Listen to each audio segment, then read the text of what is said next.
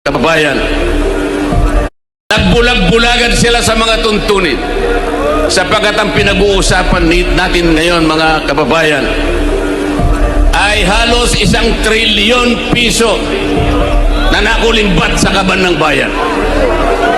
Ito na po siguro ang pinakamalaking pagnanakaw sa kasaysayan ng Republika ng Pilipinas.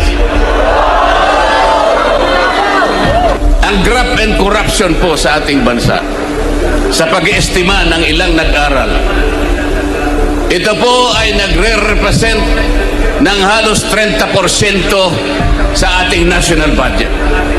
Kung ang ating national budget ay mahigit na 6 na trilyong piso, kayo na po ang kumuwenta kung ilan ang nawawala sa kaban ng bayan.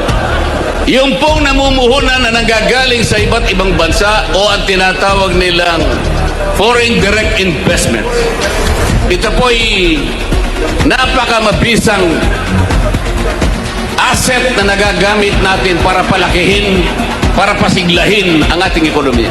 Alam po ba ninyo kung anong nangyari? 40% ng dumarating na investment sa ating bansa ay bumagsak. 40% na mahigit po. Ang sabi pa nila, at nabanggit na po kanina, ang ating stock market is the worst performing stock market in this region. Ang ating pera, ang ating piso na ngayon ay halos 60 pesos per $1. It is the worst performing currency in the region. Ang nangyari dyan at naging resulta po, kaya naging mababa pati productivity ng ating agriculture. Pati po, ang ating turismo ay naging matamlay. Pati ang ating kalakalan ay naging matamlay. Ito lamang ang nagiging bunga ng korupsyon sapagkat ayaw nilang ilantad at gusto nila ay makaiwas sila sa pananagutan. Magandang gabi po sa ating lahat, mga kapatid, mga kababayan. Okay pa po ba kayong lahat?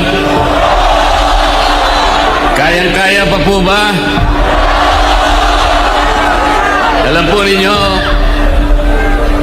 ang isang malayang pagpapahayag at maramihang pagtitipon kagaya ng ating ginagawa ngayong gabi ay kapwa karapatan na pinoproteksyonan ng ating saligang batas. Ang layunin ay naihayag na po ng nakaraang nakapagsalita sa atin.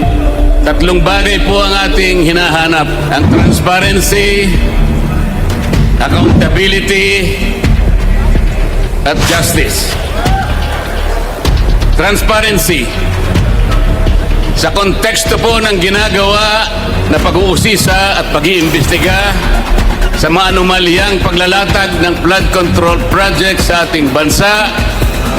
Ito ay dapat lantad, bukas, katanggap-tanggap at makatotohanan. Hindi kagaya ng nakikita natin ngayon. Nagbulag-bulagan sila sa mga tuntunin sapagkat ang pinag-uusapan natin ngayon, mga kababayan, ay halos 1 trilyon piso na nakulimbat sa kaban ng bayan.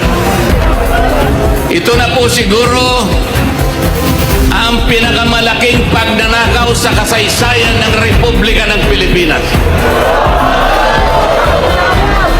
At ang katarungang ito ay isang magdadala ng biyaya ng demokrasya na ating pagsasaluhan bilang isang bansa.